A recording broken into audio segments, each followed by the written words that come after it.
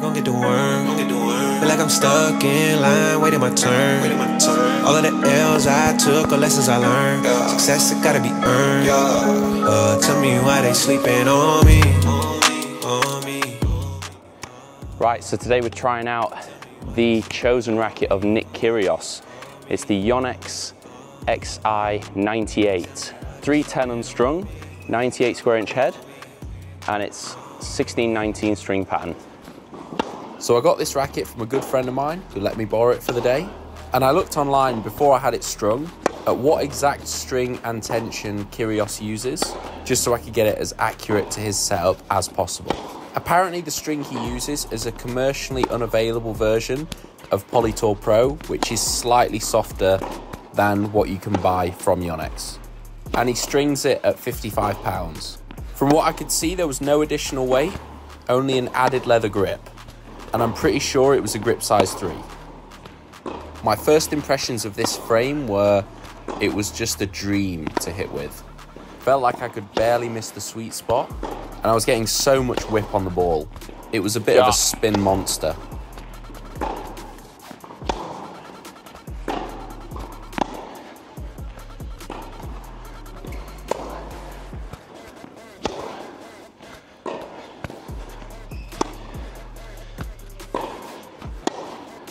Yeah, it feels really easy to like get the ball up and down. But then when you hit pace in there, I can just kind of like lean on it and almost just push it back. Because it's got so much power, you almost need to just like touch it and it goes, you know. Because of the stiffness, you still get the control.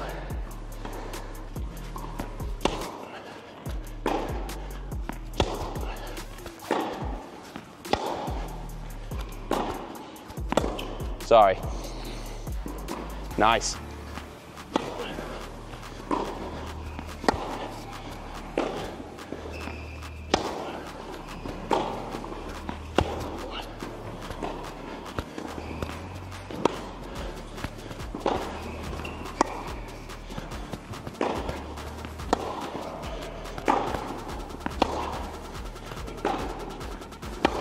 Yeah, so this is the one that is the off-the-shelf Yonex E-Zone 98. As you can see there, a little bit different. I'd say this one is a definitely more like a denser feeling in the frame. Like this one kind of, I don't know, it feels like a bit more lightweight, if that makes sense. Now I just loved volleying with this racket. There was just such a clear pop on contact, as you can probably hear.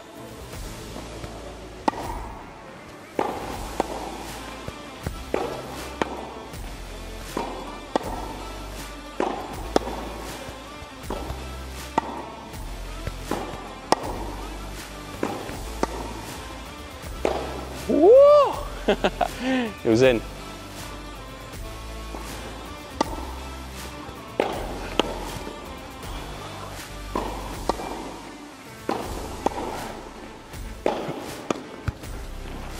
Yeah, normally I don't really like volleying with more powerful rackets, but because it is so powerful, you don't actually need to put that much effort, so it's quite comfortable knowing that if you just touch the ball, it's gonna go. But because of also the stiffness of the frame, you do get that added bit of control as well. So you can see how that helps Kyrgios' game, because he's all about big power, but then also touch and feel.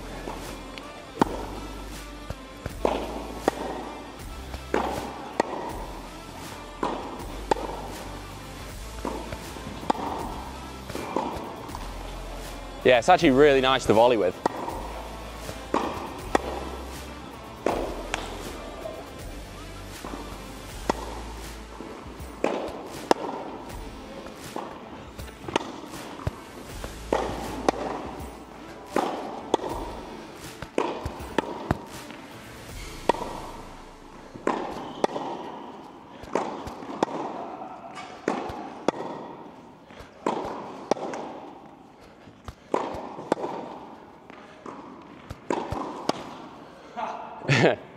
Not quite Kyrgios. So probably the shot that Kyrgios is most famous for would be the serve. So we're going to see how this racket performs with my serve. Oh yeah. Yeah, straight away I can feel the pop. I can feel that I can really get the rip on the out wide serve.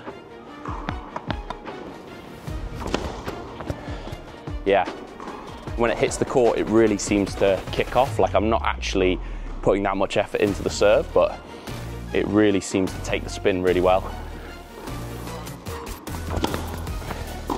Yeah, you can almost really hear it as well. It really bites the ball. Woo!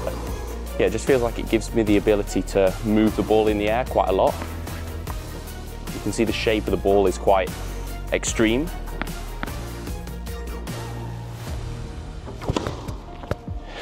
It just moves so much in the air that when it hits the court, it really, really takes the opponent wide. Should you go tee? Oh, yeah, a lot of pop, a lot of power. Don't have to try too hard either.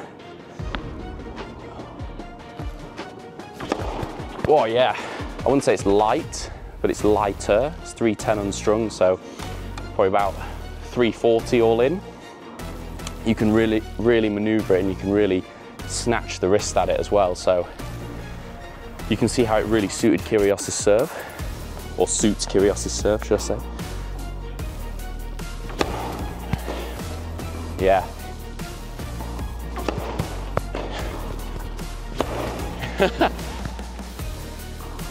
That's the intro. You go last one? Go kick? Yeah, we'll see what. What's that? Kick tee, yeah. More like slice tee, sorry. Yeah, it just takes the ball so well. It just moves it really easily.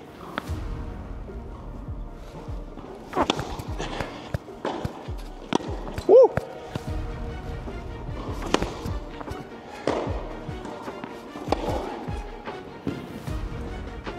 It's just so easy to generate pace.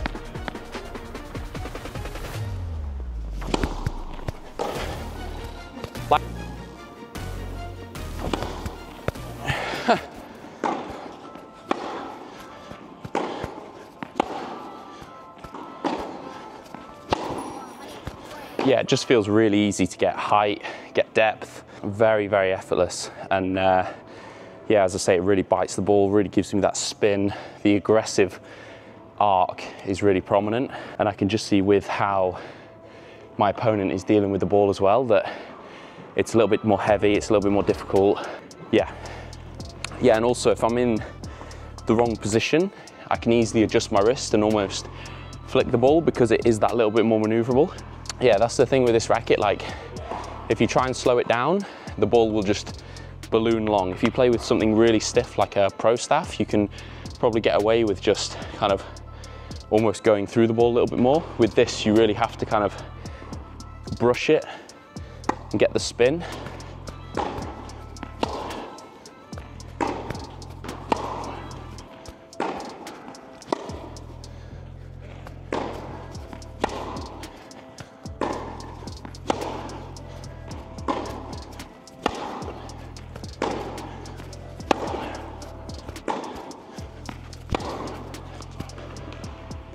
But yeah, as you can see, the ball flight's pretty consistent, the depth is pretty consistent. For advanced players, it's a really good racket to use. So, what's it like for a single-hander?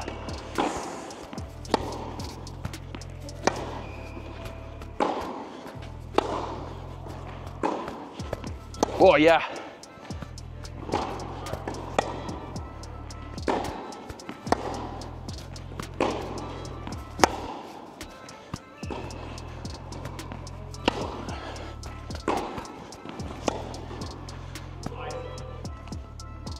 So I normally use a Pro Staff 97 RF, which is pretty heavy, pretty stiff, and on my backhand, I normally hit it pretty flat, whereas this actually is making me hit more spin, partly because I have to control the ball, but I'm getting that more aggressive arc on my backhand, which is a really good feeling.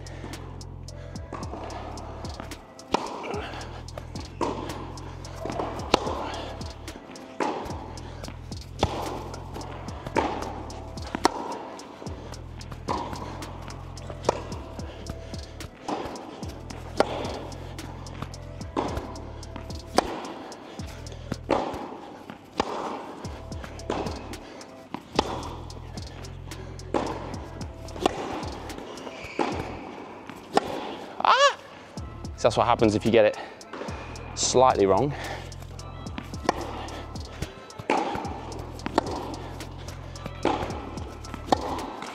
Good ball.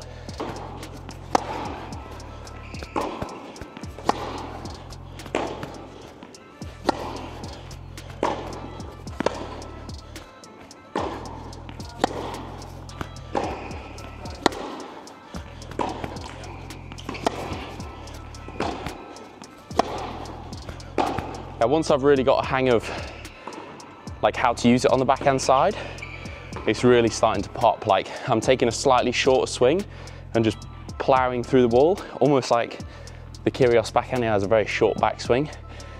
Not flicking it as much as he does, but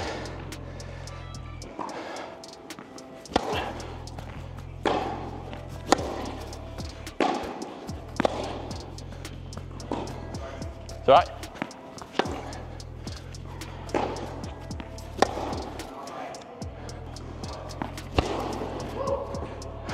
When you really let go of it, it's pretty lethal.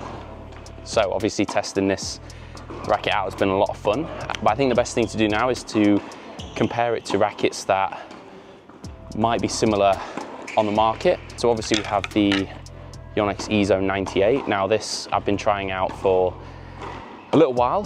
Compared to that, probably not as plush, not as solid on the contact, but still a good racket.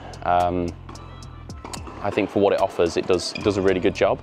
I'd say the thing that comes the closest quality-wise to that racket, comparing it to rackets that are available to buy on the shelf, I would say would be the Head Tour 98. This has a really kind of pro stock feel to it, a really good quality frame, and I've really enjoyed hitting with this over the past few weeks. And then for power, something that's similar for power and spin would be the RF1 Pro. Now, this offers quite a lot of power, quite a lot of spin. I've been testing this out for probably a good few months now, and yeah, that came pretty close to how much spin, how much power you get from this. So yeah, so comparing it to the racket that I currently use, a lot more comfortable to use, not as stiff, but still gives you that control. Whereas this is heavy, pretty hard to maneuver. Yeah, at some point I'm looking to switch, as they don't make these anymore, and I feel like this is probably getting a bit outdated, but this, honestly, when I picked it up, felt like a racket from the future. Even though it is from 2019, it felt like this is where the modern game's at. It's a 98 square inch head, which still gives you that little bit of control. It's a dense frame, which means it still gives you that kind of pop, plow through the ball. But then, because of the size of the beam and the weight, the maneuverability, it just means you're able to generate so much more spin, which I feel like is a downside of this racket. It's harder to generate spin with. But yeah, I'd say it's definitely in contention for my next racket, and it's definitely along the lines of something that I would be looking to shift to, especially with how powerful my serve was, how accurate it was, how much spin I was getting with it. Obviously, that's a huge part of the game, and it's something that I would, if you're looking for a racket out there, find one that you can serve well with, not just play well from the back. That'll come pretty easily. So yeah, really enjoyed playing with this racket. I thought it was pretty fun, but also a bit eye-opening to say that this is what some of the top guys are using, and I might need to update my equipment, so we'll see. So a big thank you for watching the video. Feel free to like and subscribe, and definitely drop some feedback. And I'll see you next time for some more tennis content.